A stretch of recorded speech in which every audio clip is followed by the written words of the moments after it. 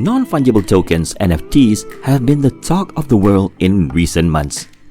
NFTs, or in simpler terms, tradable digital assets such as art, have been touted as the future of the medium by many. Yet, there are those who are understandably cautious about them. At Hollerboard, we travel the Southeast Asian region to bring you the best in regional and cultural art with an NFT twist to it. For our first stop, we bring you to the historical and vibrant island of Penang in beautiful Malaysia. Penang has long captivated the hearts of visitors from all over the world with scenic beaches, cultural sites, colonial heritage, and most of all, her friendly and warm people, a melting pot of all things Asian and Eurasian. The island of Penang is home to the Georgetown UNESCO World Heritage Site with iconic street art from Lithuanian artist Ernest Zakharevich, frequently known as Asia's Banksy. Art is deeply ingrained in the DNA of the people of Penang.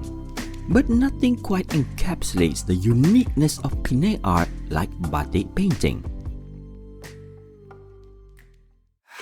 Batik is an ancient art form which uses the wax-resist dyeing technique on fabric and has been practiced for thousands of years. Largely credited to the island of Java, Indonesia, today, Batik art has practitioners all over the world, including the Middle East, Egypt, Thailand, Africa, Malaysia, India, China, the Philippines, Japan, the UK, Germany, and many more. However, Batik painting, which essentially uses Batik methods as a technique for painting, was first experimented with in the 1950s by local Penang artist Dato' Chua Yen Teng. This method captivated the imagination of the art circles back then, and the first Batik painting exhibition was held in Penang in 1955. Thus, a new form of art known as Batik painting was born. Since then, many Malaysian and foreign artists have dedicated themselves to the craft of Batik painting. They include Khalil Ibrahim, Dato' Teh Molyong, Fatimah Chip, Toya Lim, Ismail Mat Hussein, Cheong Su Ping, Siah King Ju, and many more. Not to be left out is Mr. Kwee Su Kao, a pioneer, veteran, and well-established personality in the Penang Batik painting scene. An accomplished artist and art collector himself, Mr. Kwee's illustrious art career spans 6 decades, beginning from the 1960s to the present day. He has participated in exhibitions all over the world, including in Europe, China, Australia, and Asia. Collectors of his artwork come from all continents and comprise notable corporations and individuals alike. Being a passionate supporter of the art community, Mr. Kwee established Gallery Seni Mutiara back in 2005 to showcase the artwork of fellow artists from Penang and also neighboring regions. Join us now at Gallery Seni Mutiara, where our Hollerboard crew speaks to the man behind the vision. Oh, this gallery, Gallery Seni Mutiara Penang, came into being 2 years ago.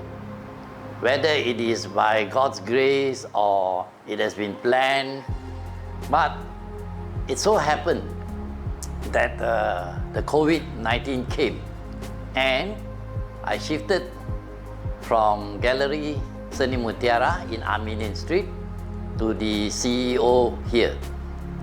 It was my son's idea, Benjamin Kwee Hock Siang, that this is a nice, cozy little place which is good for me to paint, and at the same time we can exhibit paintings of other artists of Malaysia and abroad.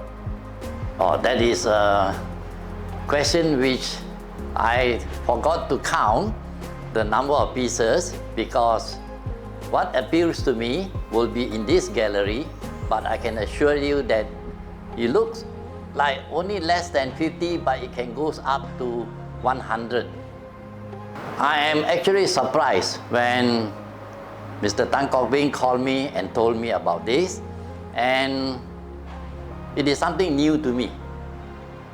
I'm not a man of computer or digital or whatever, but a practical man who plays with the brushes, paint, colors. But this is one of the way to promote art, especially in time of COVID, you know. Message, I would say, I will be able to let them visualize. To visualize, although they cannot be here, but today it is not a world where you need to be present, but your eyes are able to visualize through the lens of others. Throughout history, while artists served as the creative drivers, art collectors too have played crucial roles in shaping the course of contemporary art. Art collectors and appreciators form the backbone of the art ecosystem and inject much needed resources and public interest into the community in order for an art form to thrive. But once in a while, we see distinguished individuals who go beyond merely art collecting but dedicate themselves to the promotion, growth, and preservation of the art form. We call them a patron of the arts. And Batik Painting is fortunate to have an individual like this right here in Penang. Meet Dr. Tan Chong Guan, the founder and owner of the Batik Painting Museum Penang.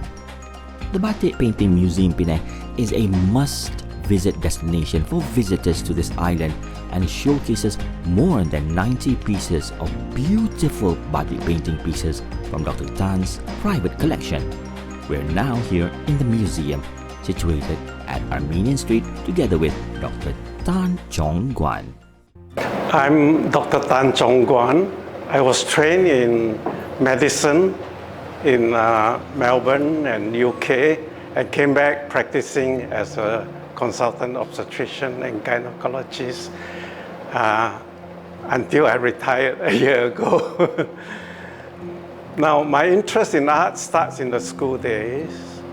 I remember one year I won an essay competition and given a book on appreciation of art. And that sort of opened up my mind to what beautiful art meant. And from then on, my ambition was that I could collect some very good arts along the way. So when I started working in the 70s, my paycheck went quite a bit to the art, as much as I could. And the paintings at that time in Penang that really attracted me were the Batik paintings by Chua Tian Ting. He was once my art teacher in school, and I had some background knowledge of him. And when I went to see him in Ya Hong Gallery, I just couldn't help start buying his works. And later on, I was exposed to other Batik artists like Gui Su Cao, Teh Mo Leong, Yen Chiling. A lot of them are hanging in this museum. And my interest grew more and more. It just grew naturally over the years.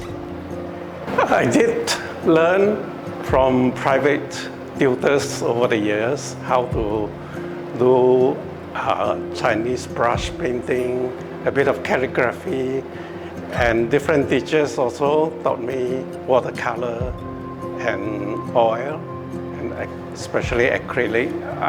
I love doing it, but I must admit that my skill in doing painting is very limited. I prefer to collect and appreciate other artists' works rather than my own. Yes, it means a lot to me. is my passion. I started having the thought of starting Batik painting museum in the year 1994 when I did a retrospective show under the State Art Gallery Committee for Chua Tian Ting. It was a very successful show, I believe.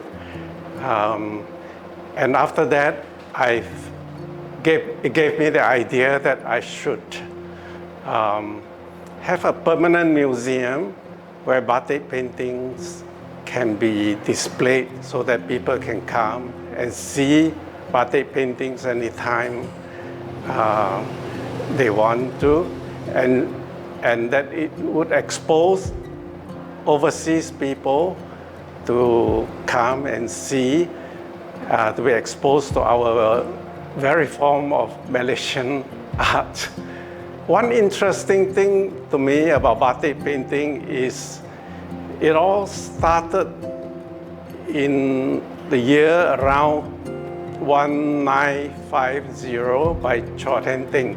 Before that, of course, Batik as a craft was practiced in many countries for hundreds of years. It was especially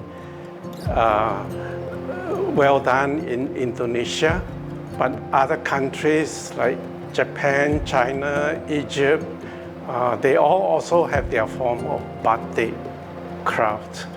But it was Chua Tian Ting as an artist who saw the potential of turning this craft into an art form as we see it today that can be displayed on the wall, just like any modern medium, art medium.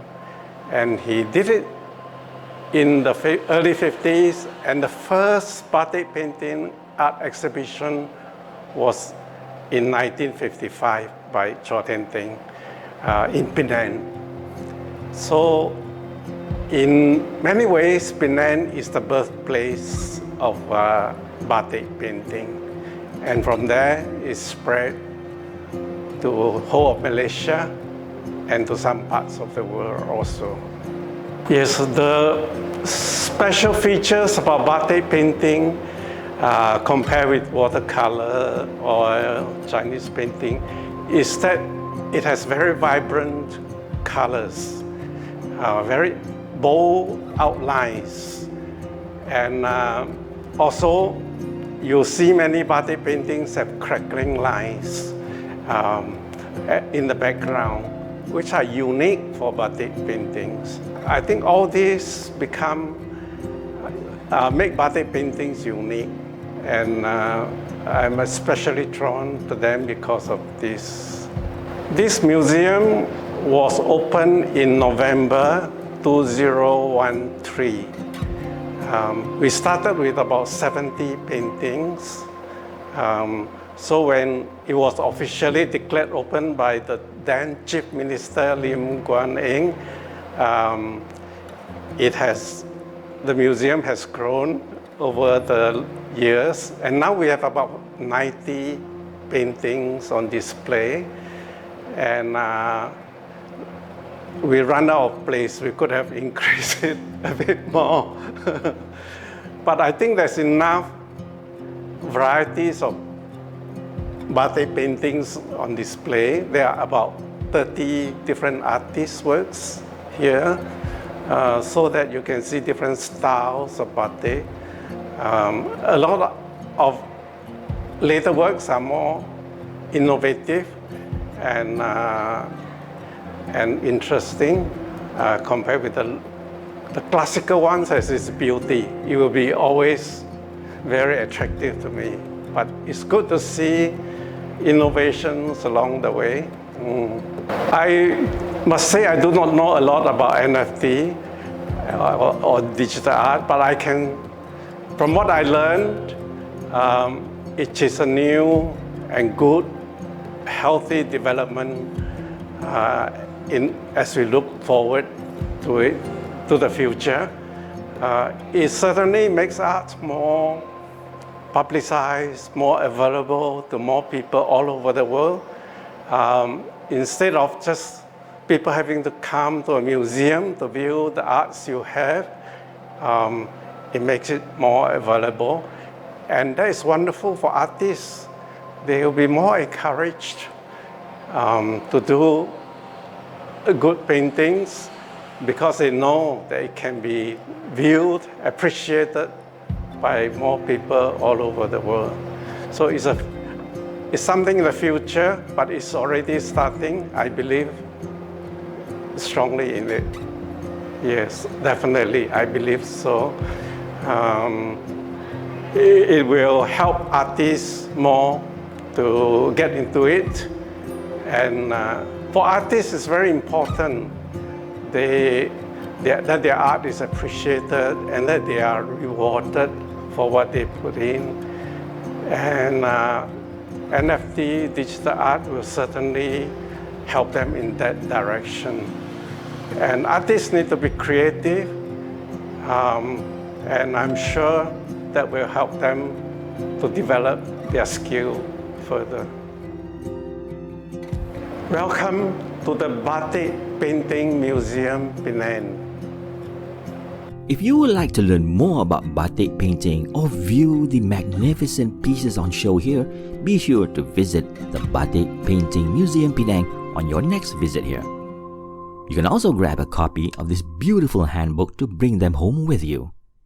Equipped with a new understanding of NFTs and how it can be a pathway to the future for even veteran artists like himself, Mr. Kwee Su Kao is now excited at the prospect it brings to himself and the community of artists featured in his gallery. The Hollowboard team has issued a challenge to Mr. Kwee to create some NFTs, a challenge he readily accepts. We now head to the home of Mr. Kwee in the town of Bukit Matajam, located in Seberang Perai, the mainland of Penang and of Peninsular Malaysia. Mr. Kwee's home is also his primary batik painting studio where he derives a lot of his inspiration from. My name is Kwee Su Kao. I am from Bukit Matajam in Penang. To begin as a professional artist is when I became an art teacher. And I have official solo exhibition. That is the time when, as a professional, because people have to pay to acquire the works of art. Inspirations for painting comes from everywhere, everything around you. The most important thing is nature. Of course, human beings do fascinate you, human beings. And talk about inspiration. The fish in my garden, the birds in the garden, they are all inspiration. And they are natural music to you. And you see the fishes swimming in the water, but it doesn't mean that you are going to paint the fishes, you know. What is important is you must have a peace of mind. And talking about inspiration, some artists throw paints around, they even throw on their own body so that people will say, oh, you are an artist, your clothes are all full of colors. But to me, I'm a very neat artist. I don't like to have paints dropping all over, you know. But of course, as a batik artist, the wax do spill on the ground, you know. But it can be dangerous, you know, because it's molten wax. So, again, my wife will tell you that, oh, he's going to paint, and he's very particular. Everything must be clean. And that's why I'm also an art restorer. Art restorer has to be very clean. Well, I will tell you, for an artist to paint, it is not something that strikes you. I have said just now, it is your peace of mind. Because something may motivate you, but it doesn't mean that immediately you will go to the canvas or to the cloth or to the painting media to immediately paint, you know. Because I believe in sometimes we call it accidental art. Accidental means that it just dropped, it just happened by accident, and that itself can motivate you. Being a traditional artist, Mr. Quay will create 5 new batik paintings using the methods most familiar to him before our team digitizes the paintings and mints them into NFTs. Seen here is a chanting, which is a pen-like tool used to apply liquid hot wax to the cloth fabric. Eureka 4 depicts the mood whereby they are furious, and when the birds are furious, they do not behave as they normally do, but it is through their action that they will attract the others. Eureka 5 is when the birds are on heat, and when they are on heat, they will dance. By dancing is to attract the opposite sex of the birds. Eureka Batik 2 depicts the fiery horns and the chicks at play. It is not just the play, but it is the movement of the chicks which are created by the lines. Lines give good movement, and it is an illusion which is depicted by not only the lines but as well as the colors. Euphoria Batik 1 shows the movement through the interplay of shapes. Shapes which relates to the birds at flights. Water of Life is a painting which tells you the importance of the world if it is without water. Because with water, there is life. And water is an essential commodity where the world would be at trouble if there is no water. And that's why, because of the climate change, we have to pay special attention and know how to value the earth. We hope you have enjoyed our trip to Penang as well as our experiment with batik painting NFTs. If you would like to view or purchase our NFTs to support our artists, please visit our website at arts.hollaboard.com. Also, watch out for more exciting ideas coming to you soon from our team at Hollaboard, where our mission is to make out of home exciting again. Thank you for watching. Until next time.